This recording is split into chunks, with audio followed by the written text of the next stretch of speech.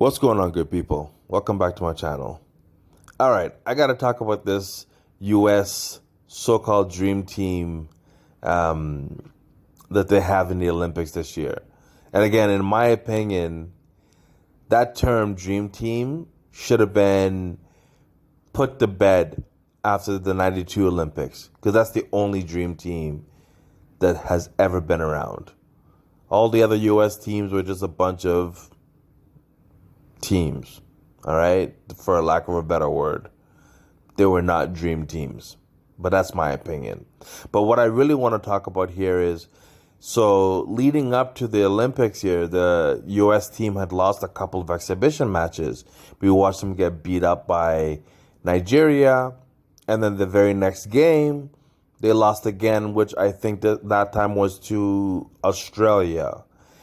And a lot of the analysts, people like Skip Bayless, were making light of the situation because it was just an exhibition match and it didn't count for anything.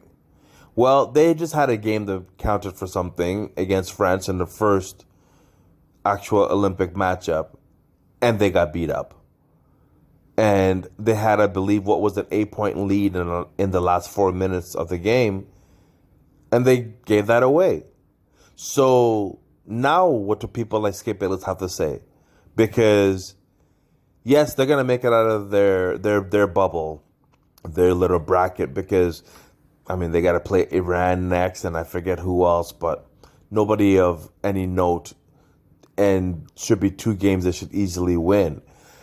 But this team is not that great. It's not very well constructed. It's a bunch of ISO on the ball players who don't know how to play in a team scenario, because they've proven it now, all right? Because this is not an exhibition match, and they got outclassed by France. They got dominated on the boards by France.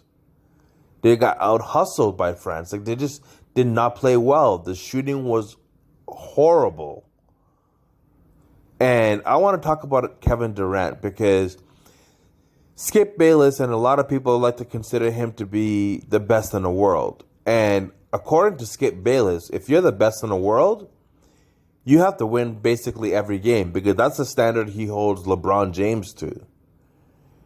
And Kevin Durant, who is supposed to be the best player in the world and is playing on this, whatever team you want to call it, I'm not calling it a dream team, but playing on this U.S. team, he needs to step up and win. If he's the best player in the world, he cannot allow that team to lose to France. I don't care if he had foul troubles. He needs to figure it out.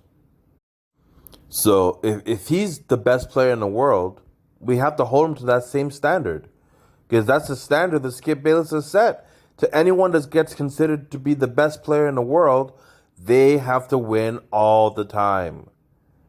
Because I know if LeBron was on this team that lost to France, Skip would be roasting him about how he's not the best and you can't compare him to Jordan, blah, blah, blah. Well, how can Kevin Durant be considered the best player after getting embarrassed like this by France? So I want to hear what he has to say now. All right. This team, I'm sure that probably will go on to win the gold eventually, because they have the best players and they should win. That is the expectation. Anything less than that is embarrassing for them. So they probably will win it all. But this notion that Kevin Durant is the best in the world, it has to be put to bed if he cannot win these simple games against France or any other team they have to face down the road. They should have gone undefeated and won the gold. So, but that's my opinion. Let me know what you guys think. Leave a comment below, and I will catch you on the next one. Peace.